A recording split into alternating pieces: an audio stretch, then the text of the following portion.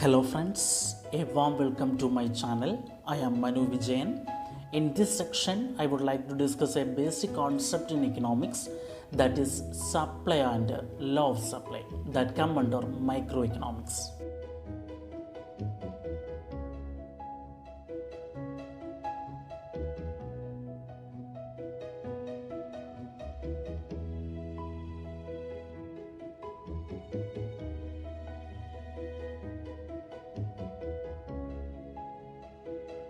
Demand supply analysis is a fundamental and powerful tool to understand and predict how changing economic conditions affect market price and production. This tool also enables us to evaluate the impact of government price control, minimum wages, price supports, and production incentives. In this section, we will talk about the supply and its related concepts. Starting with the concept of supply.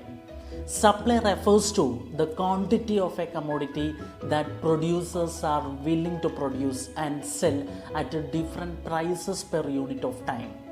The word supply has some features.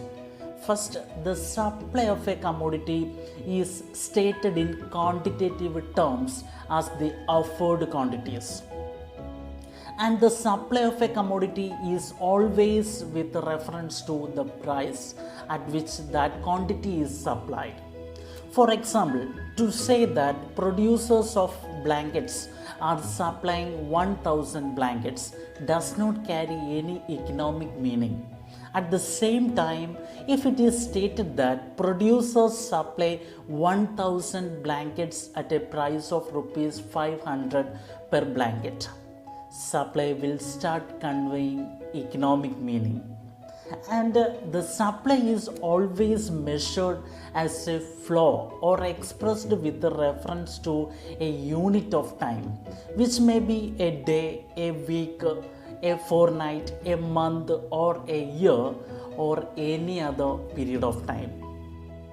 Let us take an example. Consider the statement: producers supplied 1000 blankets at a rate of rupees 500 per blanket during January 2017. This statement mentions that the quantity supplied, the price per unit at which the quantity is supplied, and also the period during which the quantity is supplied. So, it is a complete statement about the supply of a commodity. Formally, supply of a commodity refers to the quantity that a producer is willing to sell at different prices. It will be better to have a look at distinctions between the stock and the supply.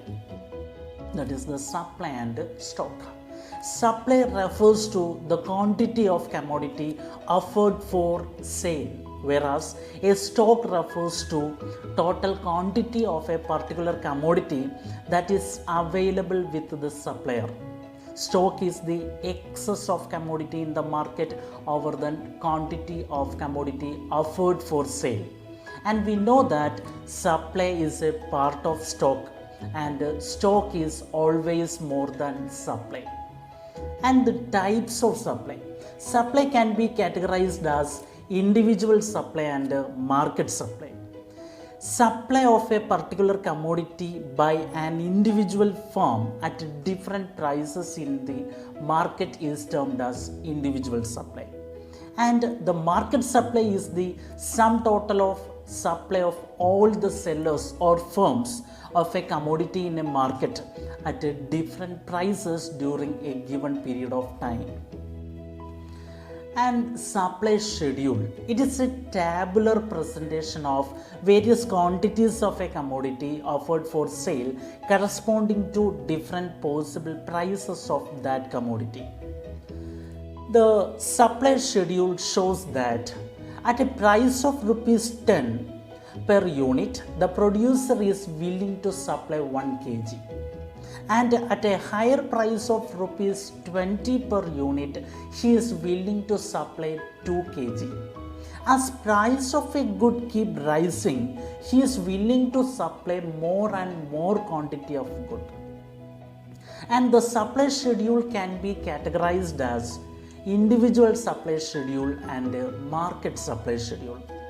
The tabular presentation of various quantities that an individual seller is willing to sell at different prices is called individual supply schedule.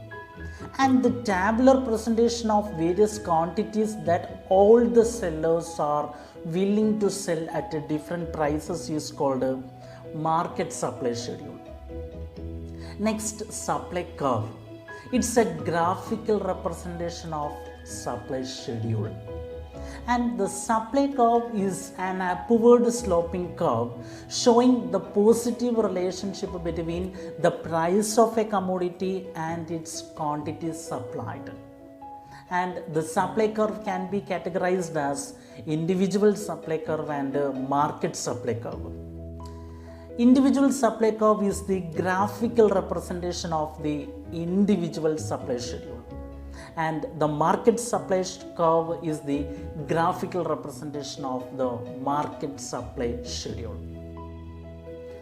Here, price is plotted on the y-axis and the quantity supplied on x-axis.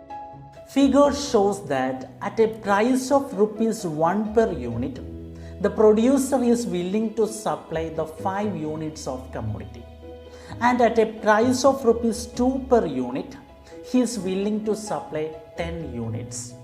And at a price of rupees 3 per unit, he is willing to supply 15 units. As price of a good keep rising, he is willing to supply more and more quantity of commodity. The supply curve, just like a demand curve, can be linear straight line or in the shape of an upward sloping convex curve. In short, the supply curve for a product depicts the direct relationship between the price of that commodity and the quantity producers wish to produce or sell at that price. This curve is drawn on the assumption that all other factors that influence supply are constant. The upward slope of the curve indicates that higher the price, the greater the quantity producers will supply.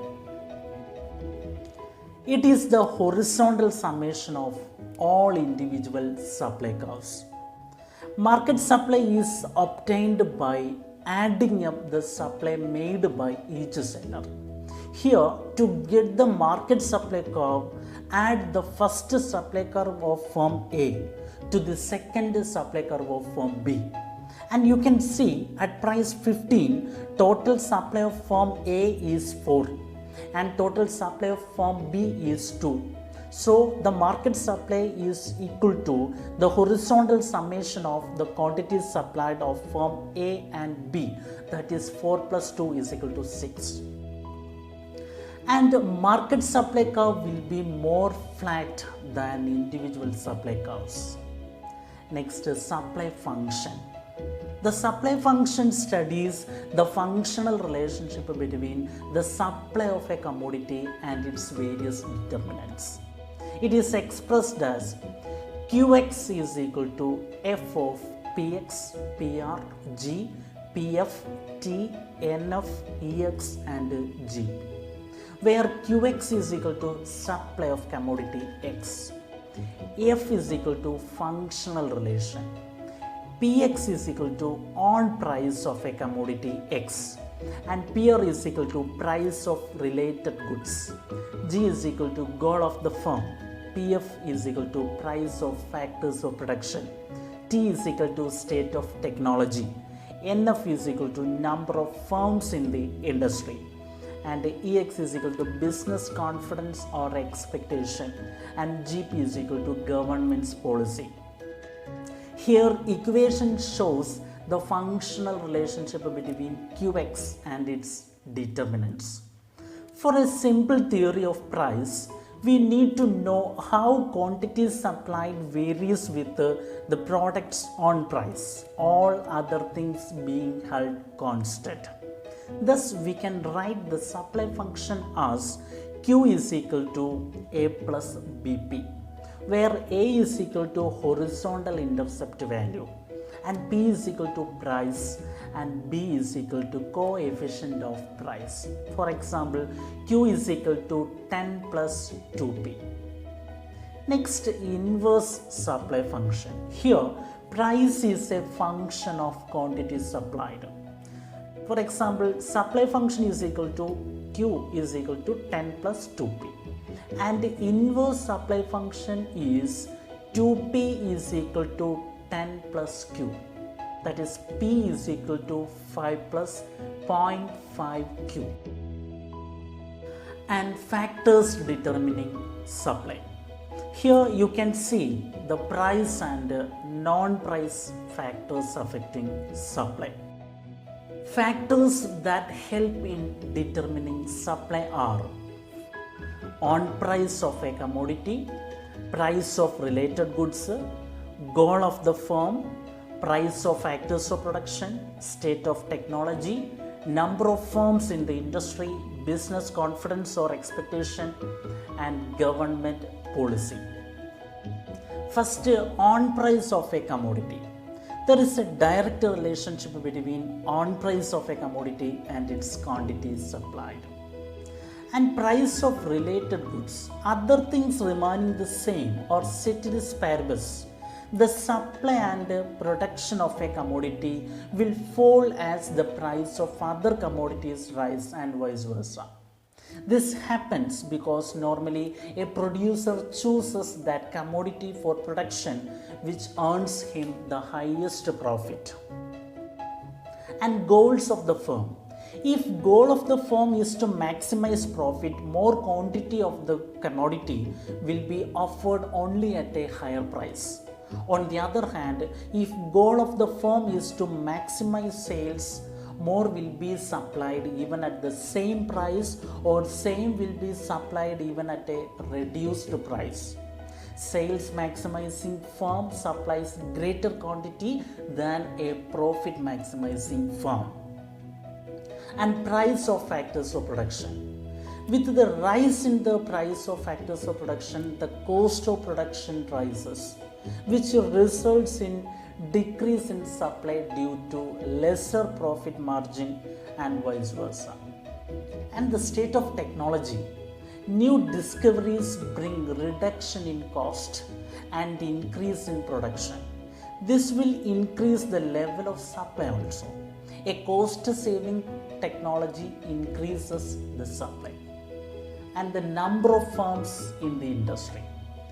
Increase in the number of firms in the market implies increase in market supply, and a decrease in the number of firms implies decrease in market supply of a commodity. And business confidence or expectation. In the situation of high business confidence, that is, future expectations regarding as per in demand investments tend to rise and supply starts rising and vice versa. And last point, government policy. The production of the commodity is discouraged if heavy duty on its production is imposed. In this case, supply will decrease. In the same way, tax concessions encourage producers to increase supply. Also, subsidy offered by the government has a positive effect on supply. As subsidy on a product increases, supply also increases, and vice versa. Let us assume that the overall objective of a producer is to maximize profits, which is the difference between total revenue and total cost. Total revenue is the price of the product multiplied by the quantity sold. And total cost is the average cost of production multiplied by the quantity produced. So, profit is equal to TR minus TC. And TR is equal to P into Q. TC is equal to AC into Q. A higher price would mean more profits, provided there is no change in other factors influencing the supply. Therefore, a producer will be willing to supply more if he expects to get a higher price for his product. Similarly, a producer will be ready to supply smaller quantity only if he expects to get a lower price for his product. So, we observe a direct relationship between the price and the quantity supplied of a commodity. This direct relationship between the price and the supply of a product is referred to as the law of supply. The law of supply states that as the price of a commodity increases, the quantity supplied per unit of time of that commodity also increases, and vice versa, assuming all other factors influencing the supply remains constant.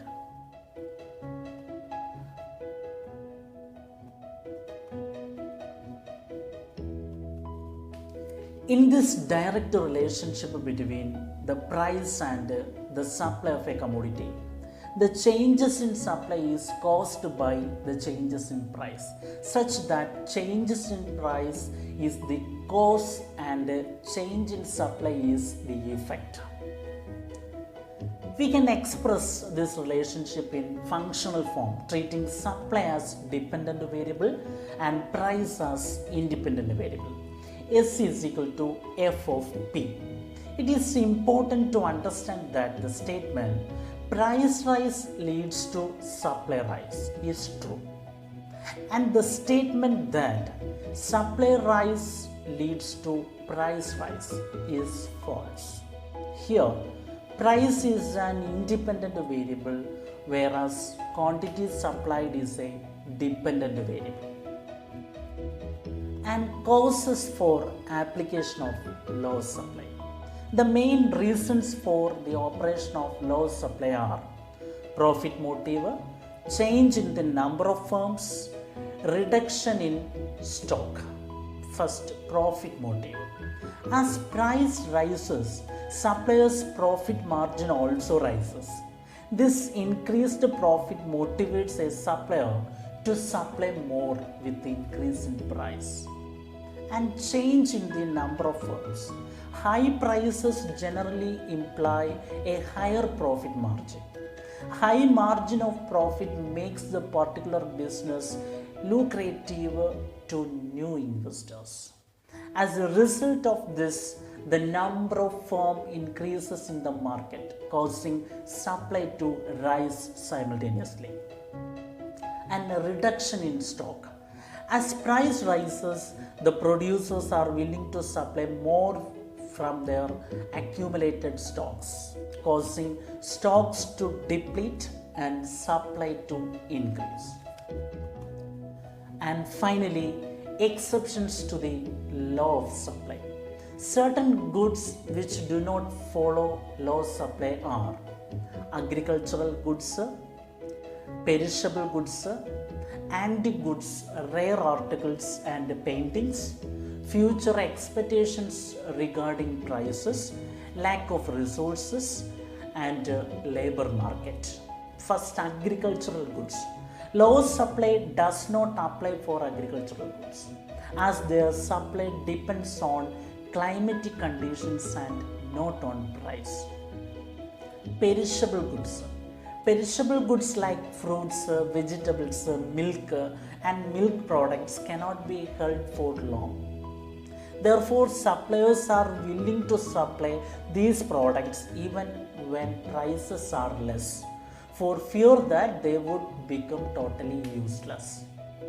Next, antique goods, rare articles and paintings.